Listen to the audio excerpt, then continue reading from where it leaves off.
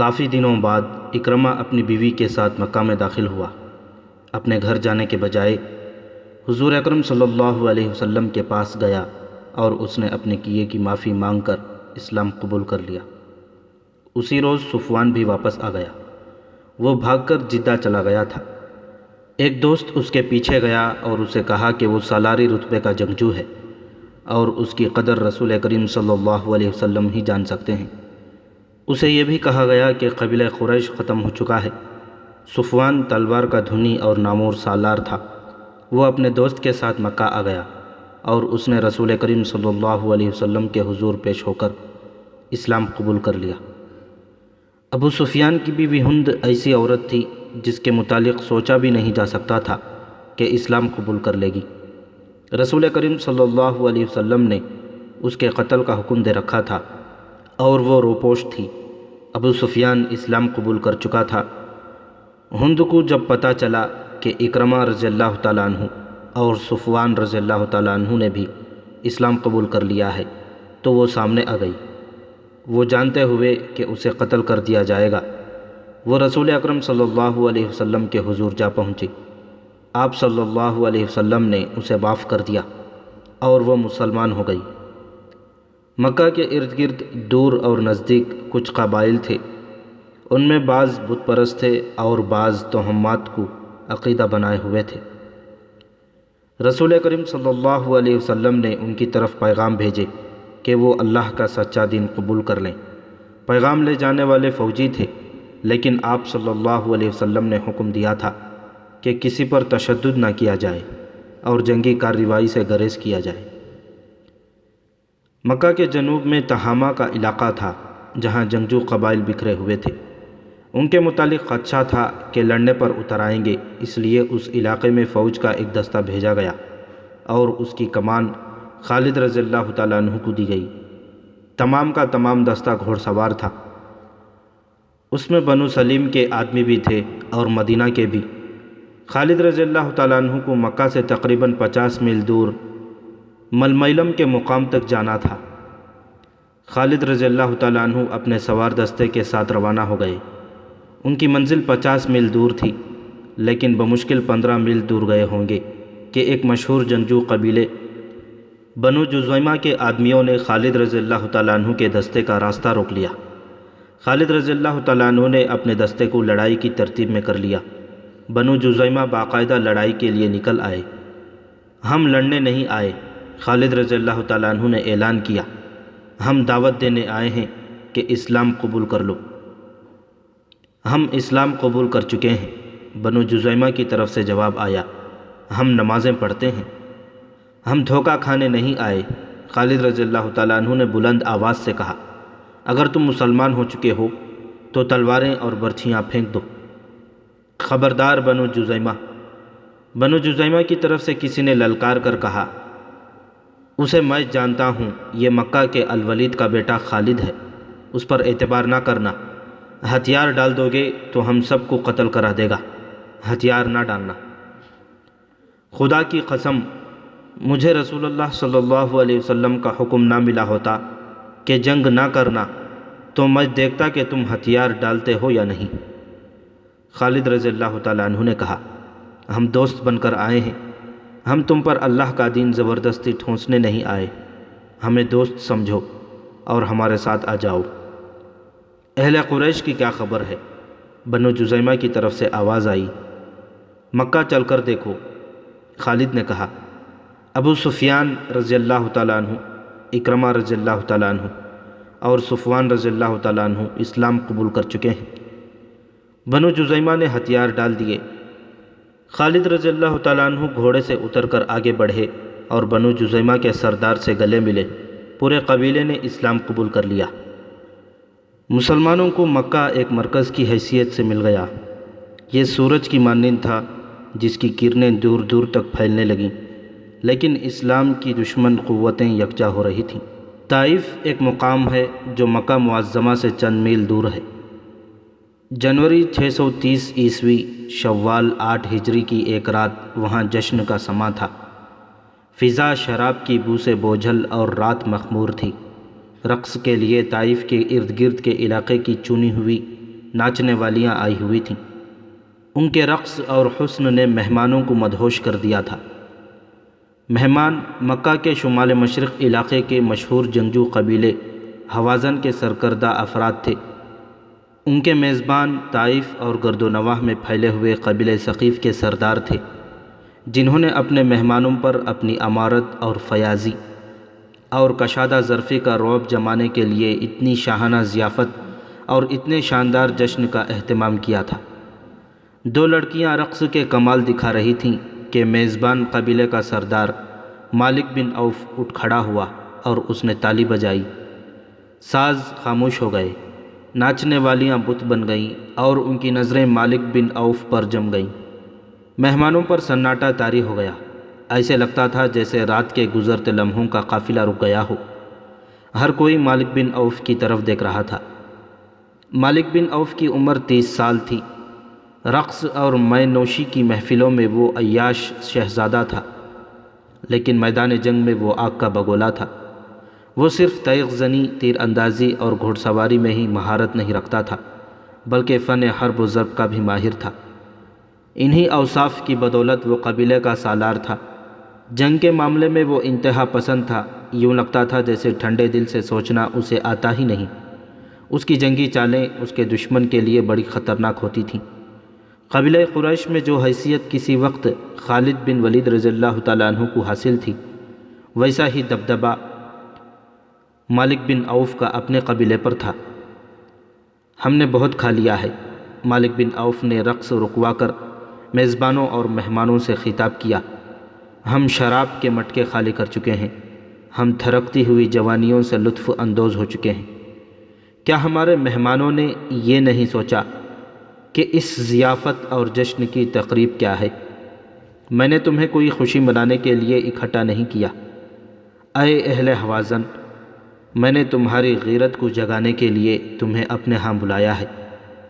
ہوازن کی غیرت سوئی کب تھی مالک بن عوف؟ قبیلہ ہوازن کے ایک سردار نے کہا۔ بتا ہماری غیرت کو کس نے للکارا ہے؟ مسلمانوں نے، مالک بن عوف نے کہا۔ محمد نے؟ کیا تم محمد کو نہیں جانتا؟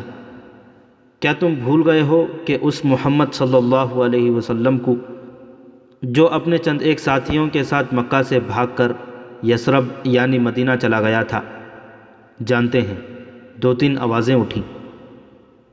اچھی طرح جانتے ہیں، وہ اپنے آپ کو خدا کا نبی کہتا ہے، ہم اسے نبی نہیں مانتے۔ ایک اور آواز اٹھی، کوئی نبی ہوتا تو ہم میں سے ہوتا، جو اہل ثقیف ہے، ہوازن کے قبیلے سے ہوتا۔ وہ نبی ہے یا نہیں؟ مالک بن عوف نے کہا۔ میں تمہیں یہ بتانا چاہتا ہوں کہ جس مکہ سے محمد بھاگا تھا، اس مکہ کا اب وہ حاکم ہے۔ مکہ میں اس کا حکم چلتا ہے اور اس کی جنگی طاقت بڑھتی جا رہی ہے۔ قبیلہ قریش اس کے آگے ہتھیار ڈال چکا ہے اور اس کے مذہب کو قبول کرتا چلا جا رہا ہے۔ ابو سفیان، اکرمہ اور صفوان جیسے جابر جنگجو محمد صلی اللہ علیہ وسلم کا مذہب قبول کر چکے ہیں۔ خالد بن ولید رضی اللہ تعالیٰ عنہ نے پہلے ہی یہ نیا مذہب قبول کر لیا تھا۔ مسلمانوں نے مکہ میں تمام بت توڑ ڈالے ہیں۔ اہل قریش کو اپنی غیرت اور اپنے مذہب کا پاس ہوتا تو وہ اپنی تلواریں اپنے پیٹوں میں گھونپ لیتے۔ کسی اور نے کہا، اب ستاروں سے بھرا ہوا آسمان یہ دیکھے گا کہ ہوازن اور ثقیف کو اپنی غیرت کا کتنا پاس ہے۔ مالک بن عوف نے کہا، کیا تو چاہتا ہے کہ ہم میں سے کوئی محمد کو قتل کر دے؟ قبیلہ ہوازن کے ایک سردار نے کہا، اگر تو یہی کہنا چاہتا ہے تو یہ کام میرے سپرد کر۔ اب محمد صلی اللہ علیہ وسلم کو قتل کر دینے سے کچھ حاصل نہ ہوگا۔ مالک بن عوف نے کہا، اسے قتل کر دو گے تو اس کے پیروکار اسے اپنے دلوں میں زندہ رکھیں گے۔ ان کی تعداد اتنی زیادہ ہو گئی ہے کہ اب ایک آدمی کے قتل سے وہ اس راستے سے نہیں ہٹیں گے جس پر انہیں ڈال دیا گیا ہے۔ کہتے ہیں محمد کے ہاتھ میں کوئی جادو ہے۔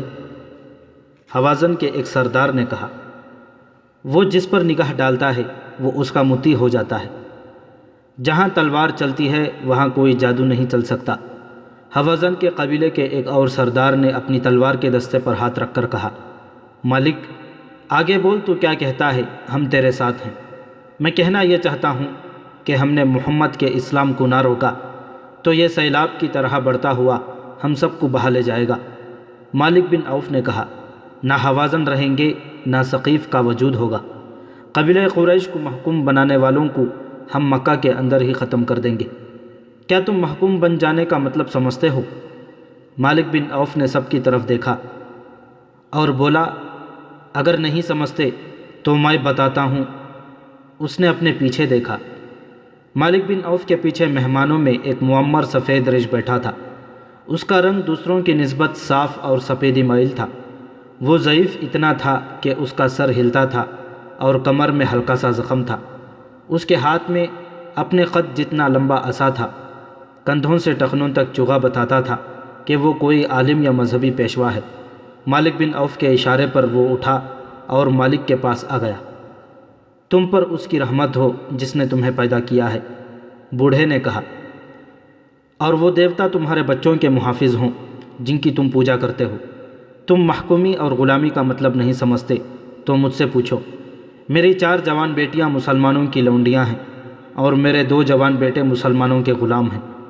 وہ تیغ زن اور شہ سوار تھے، لیکن اب انہیں تلوار ہاتھ میں لینے کی اور گھوڑے پر سوار ہونے کی اجازت نہیں۔ ہمیں گھروں سے نکال دیا گیا ہے۔ کیا تمہیں یاد نہیں کہ قریش نے مدینہ کا محاصرہ کیا تھا تو مسلمانوں نے شہر کے ارد گرد خندق کھود لی تھی۔ قریش اس خندق کو پھلانگ نہیں سکتے تھے۔ پھر اس قدر تند و تیز طوفان آیا کہ قریش جو پہلے ہی بددل ہو چکے تھے بکھر گئے اور مکے کو واپس چلے گئے تھے۔ جب مسلمانوں کے سر سے خطرہ ٹل گیا تو انہوں نے ان یہودیوں پر حملہ بول دیا جو ان کے ساتھ مدینہ میں امن سے رہتے تھے۔ ان یہودیوں کو انہوں نے قتل کر دیا اور ان کی عورتوں کو اور ان کے بچوں کو آپس میں بانٹ کر انہیں لونڈیاں اور غلام بنا لیا۔ اے بزرگ، قبیلہ ثقیف کے ایک سرکردہ آدمی نے بلند آواز سے کہا، اگر تو یہودی ہے تو کیا ہم نے غلط سنا تھا کہ تیرے قبیلے نے مسلمانوں کو دھوکہ دیا تھا؟ تم نے جو سنا درست سنا تھا۔ بوڑھے نے کہا، ہمارا دھوکہ کامیاب نہیں ہوا۔ ہم مسلمانوں کی پیٹھ میں خنجر اتارنا چاہتے تھے لیکن قریش پیٹھ دکھا گئے۔ مسلمانوں کو دھوکہ دے کر کمزور کرنا ہمارا فرض تھا لیکن مسلمانوں کی تلواروں نے ہمیں کمزور کر دیا۔ تو جو بنی اسرائیل سے ہے، کیا ہمیں اکسانے آیا ہے کہ ہم مسلمانوں سے تیرے قبیلے کے خون کا انتقام لیں؟ ثقیف کے قبیلے کے ایک سردار نے کہا۔ ایک اور ضعیف العمر اٹھ کھڑا ہوا۔ اس کا نام درید بن سما تھا۔ اس کا نام تاریخ میں تو ملتا ہے لیکن یہ پتہ نہیں ملتا کہ وہ قبیلہ حوازن سے تھا یا قبیلہ ثقیف سے۔ خاموش رہو، درید بن سما نے گرج کر کہا، ہم بنی اسرائیل کے خون کا انتقام نہیں لیں گے۔ کیا تم ابھی تک شک میں ہو؟ کیا تم ابھی تک نہیں سمجھے کہ ہم نے مسلمانوں پر حملہ کر کے ان کا خون اپنی تلواروں کو نہ پلایا اور ان کے زخمیوں کو گھوڑوں تلے نہ روندا تو وہ ہمیں بھی قتل کر کے تمہاری بیٹیوں کو، تمہاری بہنوں کو اور تمہاری بیویوں کو اپنی لونڈیاں اور ہمارے بچوں کو اپنا غلام بنا لیں گے۔ اس سے پہلے کہ ان کے گھوڑے طائف کی گلیوں میں ہنہنائیں، کیا یہ اچھا نہیں ہوگا کہ ہمارے گھوڑے ان کی لاشوں کو مکے کی گلیوں میں کچلتے پھریں؟ مالک بن عوف نے جوش سے لرزتی ہوئی آواز میں کہا، بنی اسرائیل کا یہ بزرگ ہماری پناہ میں آیا ہے۔ اس نے اپنے قبیلے کا جو انجام بتایا ہے میں تمہیں اس انجام سے بچانا چاہتا ہوں۔ اٹھو اور لات کے نام پر حلف اٹھاؤ کہ ہم محمد صلی اللہ علیہ وسلم اور اس کے تمام پیروکاروں کو جنہوں نے مکہ کے تمام بت توڑ دیے ہیں ختم کر کے اپنی عورتوں کو اپنے منہ دکھائیں گے۔ اس زمانے میں جب اسلام کی کرنیں مکہ سے پھیل رہی تھیں، عرب میں بت پرستی عام تھی۔ وہ خدا کو بھی مانتے تھے لیکن خدا تک رسائی حاصل کرنے کے لیے وہ بتوں کے آگے ہاتھ پھیلاتے تھے۔ ان کا عقیدہ تھا کہ بتوں کو راضی کیے بغیر خدا کو راضی نہیں کیا جا سکتا۔ بتوں کی خوشنودی کے لیے وہ کچھ رسمیں ادا کرتے تھے۔ طائف کے علاقے میں جس بت کو پوجا جاتا تھا اس کا نام لات تھا، جو انسانی یا حیوانی شکل کا نہیں تھا۔ وہ بہت بڑا پتھر تھا جسے چٹان کہا جا سکتا ہے۔ یہ چٹان باقاعدہ مربع شکل کی تھی۔ بعض مورخوں نے لکھا ہے کہ یہ مربع شکل کا قدرتی طور پر بنا ہوا چبوترا تھا جس پر شاید کسی زمانے میں کوئی بت رکھا گیا ہو، لیکن طلوع اسلام کے دور میں یہ صرف چبوترا تھا اور ارد گرد کے قبائل اسی کو پوجتے تھے۔ जनवरी 630 ईस्वी की उस रात जब कबीला हवाज़न के सरदार कबीला सकीफ़ की दावत पर ताइफ आए और मालिक बिन औफ और दुरैद बिन समा उन्हें मक्का पर हमले के लिए उकसा रहे थे, हवाज़न के एक सरदार ने मशवरा दिया कि काहिन को बुलाकर फाल निकलवाई जाए कि हमारा हमला कामयाब होगा या नहीं। यह फाल तीरों के ज़रिए निकाली जाती थी जिसे अज़लाम कहते थे। बहुत से तीर इकट्ठे रखे होते थे, किसी पर हाँ लिखा होता था, किसी पर नहीं।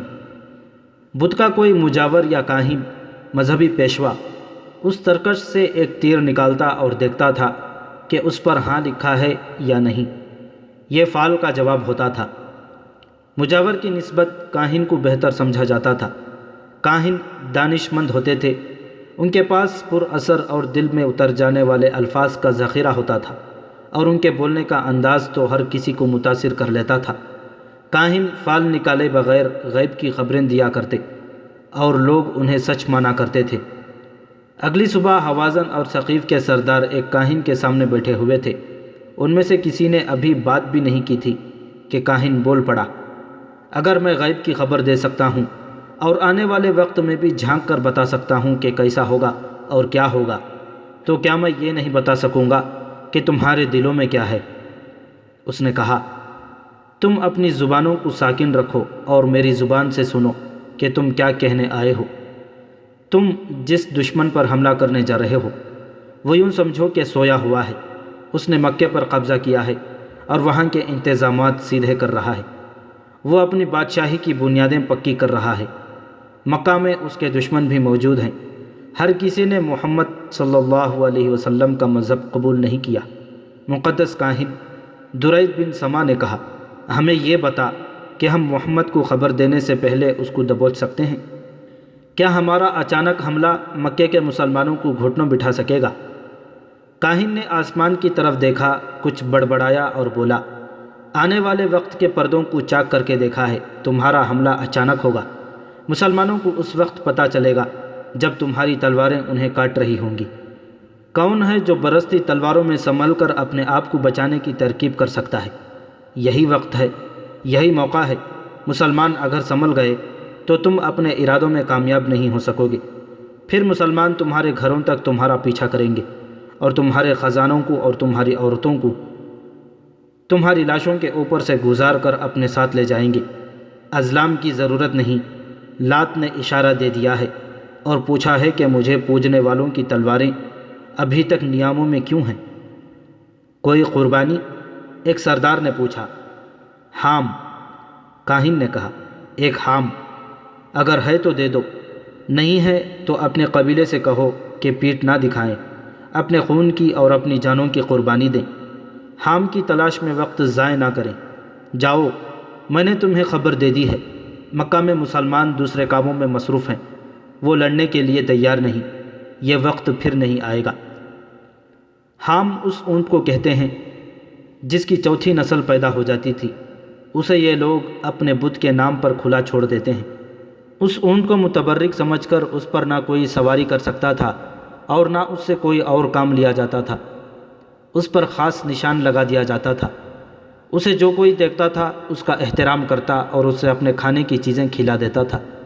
जब हवाज़न और सकीफ़ के सरदार काहिन की असीर बात लेकर चले गए तो काहिन अंदरूनी कमरे में चला गया। वहाँ वो बूढ़ा यहूदी बैठा था जिसे गुज़िश्ता रात ज़ियाफ़त के दौरान मालिक बिन औफ ने इशारे से कहा था कि वो सबको बताए कि महकूमी और ग़ुलामी क्या होती है। मैंने तुम्हारा काम कर दिया है, काहिन ने उसे कहा। अब ये लोग मक्का की तरफ कूच में ताख़ीर नहीं करेंगे। क्या उन्हें कामयाबी हासिल होगी? बूढ़े यहूदी ने पूछा। कामयाबी का इन्हिसार उनके लड़ने के जज्बे और अक़ल पर है, काहिन ने कहा। अगर उन्होंने सिर्फ जोश और जज्बे से काम लिया और अक़ल को इस्तेमाल ना किया तो मोहम्मद की अस्करी काबिलियत उन्हें बहुत बुरी शिकस्त देगी। मेरा इनाम, तुम्हारा इनाम साथ लाया हूँ, बूढ़े ने कहा और आवाज़ दी। दूसरे कमरे से एक हसीन लड़की आई। बूढ़े यहूदी ने अपने चुगे के अंदर हाथ डालकर सोने के 2 टुकड़े निकाले और काहिन को दे दिए। मैं कल सुबह उस लड़की को ले जाऊंगा, बूढ़े ने कहा। मैं तुम्हें एक बात बता देना चाहता हूँ, काहिन ने कहा। میں نے تمہارے کہنے پر ان لوگوں کو کہا ہے کہ فوراً حملہ کریں، لیکن ان سرداروں میں سمجھ بوجھ ہے، حالات کو سمجھ لیتے ہیں۔ ان کا بوڑھا سردار درید بن سما پہلے سے جانتا تھا کہ مسلمان مکہ میں ابھی جم کے نہیں بیٹھ سکے۔ ان کے سامنے اور بہت سے مسئلے ہیں، ان پر حملے کے لیے یہی وقت موزوں ہے۔ حوازن اور ثقیف کے سردار اپنے ارادے کی تصدیق کے لیے میرے پاس آئے تھے۔ اچھا ہوا کہ ان سے پہلے تم چوری چھپے میرے پاس آ گئے تھے۔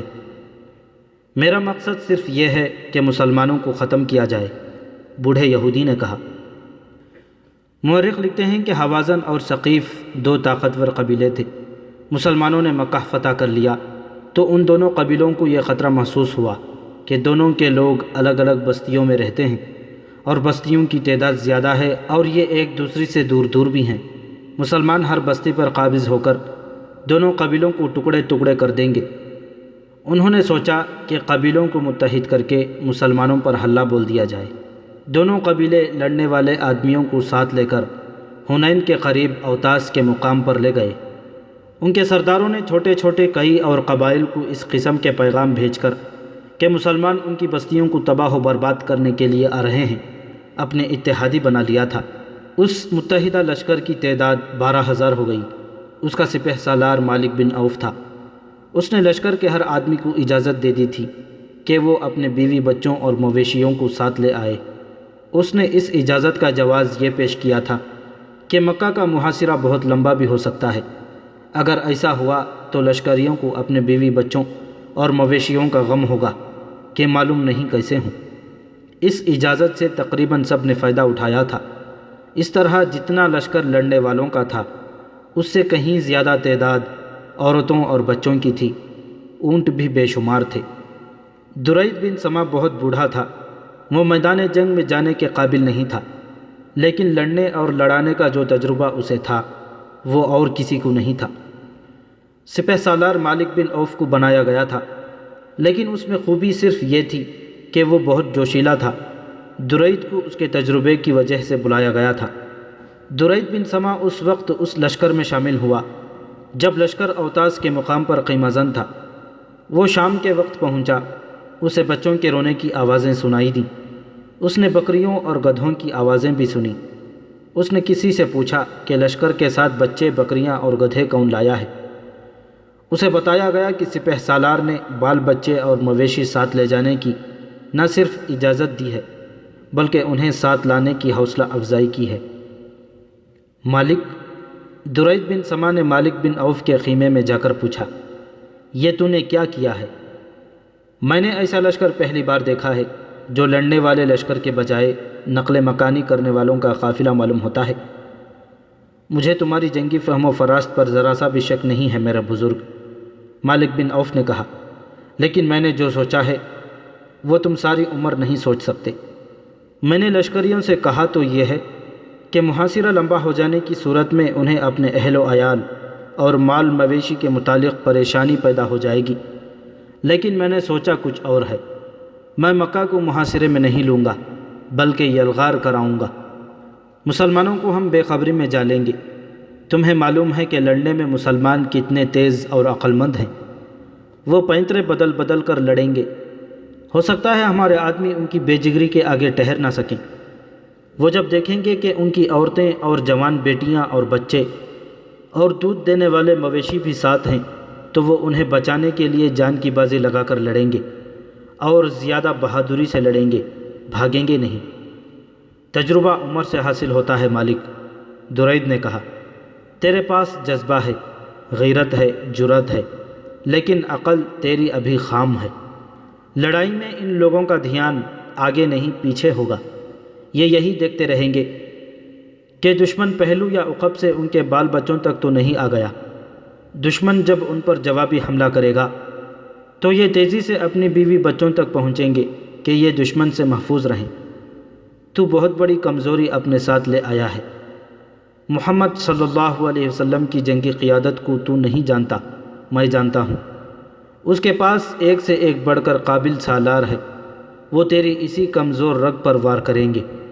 وہ کوشش کریں گے کہ تیرے لشکر کی عورتوں اور بچوں کو یرغمال میں لے لیں۔ انہیں دور پیچھے رہنے دو اور مکے کو کوچ کرو۔ احترام کے قابل بزرگ مالک بن عوف نے کہا، تم بہت پرانی باتیں کر رہے ہو۔ تم نے محسوس نہیں کیا کہ اتنی لمبی عمر نے تمہیں تجربوں سے تو مالا مال کر دیا ہے، لیکن عمر نے تمہاری عقل کمزور کر دی ہے۔ اگر میں سپہ سالار ہوں تو میرا حکم چلے گا، میں جہاں ضرورت سمجھوں گا تم سے مشورہ لے لوں گا۔ مورخوں نے لکھا ہے کہ درید بن سما یہ سوچ کر چپ ہو گیا کہ یہ موقع آپس میں الجھنے کا نہیں تھا۔ تم لشکر سے کچھ اور کہنا چاہتے ہو تو کہہ دو، مالک بن عوف نے کہا۔ جو کام مجھے کرنا ہے وہ میں تمہیں بتائے بغیر کروں گا، درید نے کہا۔ مجھ میں لڑنے کی طاقت نہیں رہی، لڑا سکتا ہوں۔ اس نے اپنے خیمے میں جا کر قبیلوں کے سرداروں کو بلایا اور اتنا ہی کہا، جب حملہ کرو گے تو تمہارا اتحاد نہ ٹوٹے۔ تمام لشکر سے کہہ دو کہ حملے سے پہلے تلواروں کے نیامیں توڑ کر پھینک دیں۔ عربوں میں یہ رسم تھی کہ لڑائی میں جب کوئی اپنی نیام توڑ دیتا تھا تو اس کا مطلب یہ ہوتا تھا کہ یہ شخص لڑتا ہوا جان دے دے گا، پیچھے نہیں ہٹے گا اور شکست نہیں کھائے گا۔ نیام توڑنے کو وہ فتح یا موت کا اعلان سمجھتے تھے۔ کسی بھی تاریخ میں ایسا اشارہ نہیں ملتا کہ درید بن سما نے قبیلوں کے سرداروں سے کہا کہ وہ اپنے اہل و عیال کو اوطاس میں ہی رہنے دیں، لیکن دو مورخوں نے لکھا ہے کہ لڑائی کے وقت صرف حوازن قبیلہ تھا جس نے اپنی عورتوں، بچوں اور بکریوں وغیرہ کو اپنے ساتھ رکھا تھا۔ یہ دوسرا موقع تھا کہ اتنے زیادہ قبیلوں کی متحدہ فوج مسلمانوں کو تہس نہس کرنے آ رہی تھی۔ اس سے پہلے جنگ خندق میں اتنے زیادہ قبیلے مسلمانوں کے خلاف متحد ہوئے تھے۔ اب مالک بن عوف اس امید پر متحدہ فوج کو لے جا رہا تھا کہ وہ مکے پر اچانک ٹوٹ پڑے گا۔ اس لشکر کو اب اوطاس سے مکے کو کوچ کرنا تھا اور اس کوچ کی رفتار بہت تیز رکھنی تھی۔ اوطاس میں لشکر کا قیام اس سے زیادہ ہو گیا تھا کہ دوسرے قبیلے کو وہاں اکٹھے ہونا تھا۔ اگر اس لشکر میں صرف لڑنے والے ہوتے تو لشکر فوراً مکے کی طرف پیش قدمی کر جاتا۔ اس میں عورتیں اور بچے بھی تھے اور ان کا سامان بھی تھا، اس لیے وہاں سے کوچ میں خاصی تاخیر ہو گئی۔ اس دوران مکے کی گلیوں میں ایک للکار سنائی دی، مسلمانوں ہوشیار، تیار ہو جاؤ۔ وہ ایک شتر سوار تھا جو رسول اکرم صلی اللہ علیہ وسلم کے گھر کی طرف جاتے ہوئے اعلان کرتا جا رہا تھا، خدا کی قسم جو میں دیکھ آیا ہوں وہ تم میں سے کسی نے نہیں دیکھا۔ کیا شور مچاتے جا رہے ہو؟ کسی نے اسے کہا، رکو اور بتاؤ کیا دیکھ آئے ہو؟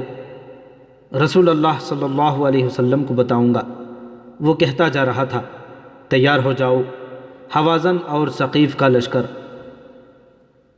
رسول کریم صلی اللہ علیہ وسلم کو اطلاع مل گئی کہ حوازن اور ثقیف کے قبیلوں کے ساتھ دوسرے قبیلوں کے ہزاروں لوگ اوطاس کے قریب خیمہ زن ہیں اور ان کا ارادہ مکے پر حملے کا ہے اور وہ کوچ کرنے والے ہیں۔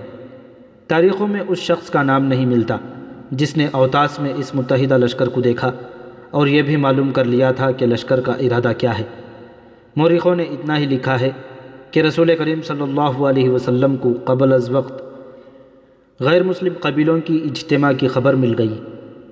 ان مورخوں کے مطابق اور بعد کے مبصروں کی تحریروں کے مطابق رسول اکرم صلی اللہ علیہ وسلم کی خواہش اور کوشش یہ تھی کہ جنگ و جدل سے گریز کیا جائے اور ان غیر مسلموں کو جو آپ کو اور مسلمانوں کو دشمن سمجھتے اور آپ کے خلاف سازشیں تیار کرتے رہتے تھے، انہیں خیر سگالی اور بھائی چارے کے پیغام دیے جائیں۔ اس خواہش اور کوشش کے علاوہ جنوری 630 عیسوی میں حضور اکرم صلی اللہ علیہ وسلم لڑنے کی پوزیشن میں نہیں تھے، کیونکہ آپ نے مکے کو چند ہی دن پہلے اپنی تحویل میں لیا تھا اور شہر کے انتظامات میں مصروف تھے۔ حضور صلی اللہ علیہ وسلم کو مشورے دیے گئے کہ شہری انتظامات کو ملتوی کر کے دفاعی انتظامات کی طرف فوری توجہ دی جائے اور دشمن کے حملے یا محاصرے کا انتظار کیا جائے۔ رسول اللہ صلی اللہ علیہ وسلم نے مشورہ دینے والوں سے یہ کہہ کر ان کا مشورہ مسترد کر دیا کہ ہم یہاں دفاعی مورچے بنا کر ان میں بیٹھ جائیں اور جب دشمن کو خبر ملے کہ ہم بیدار ہیں اور قلعہ بند ہو گئے ہیں تو دشمن مکہ سے کچھ دور خیمہ زن ہو کر اس انتظار میں تیار بیٹھ جائے کہ ہم دفاع میں ذرا سی بھی کوتاہی کریں، اور وہ شہر کو محاصرے میں لے لے، یا سیدھی یلغار کر دے، تو یہ دشمن کو دعوت دینے والی بات ہوگی کہ مسلسل خطرہ بن کر ہمارے سروں پر بیٹھا رہے۔ اس دور کی مختلف تحریروں سے صاف پتہ چلتا ہے کہ رسول کریم صلی اللہ علیہ وسلم نے یہ اصول وضع کیا اور مسلمانوں کو ذہن نشین کرایا تھا کہ دشمن اگر اپنے گھر بیٹھ کر ہی للکارے تو اس کی للکار کا جواب ٹھوس طریقے یعنی عملی طریقے سے دو۔ دوسرا یہ کہ دشمن کی نیت اور اس کے عزائم کا علم ہو جائے تو اپنی سرحدوں کے اندر بیٹھ کر اس کا انتظار نہ کرتے رہو، اس پر حملہ کر دو۔ اور حضور صلی اللہ علیہ وسلم نے اپنی امت کو تیسرا اصول یہ دیا کہ ہر وقت تیاری کی حالت میں رہو اور دشمن کو احساس دلا دو کہ وہ تمہیں للکارے گا یا تمہارے لیے خطرہ بننے کی کوشش کرے گا تو تم بجلی کی طرح اس پر کوندو گے۔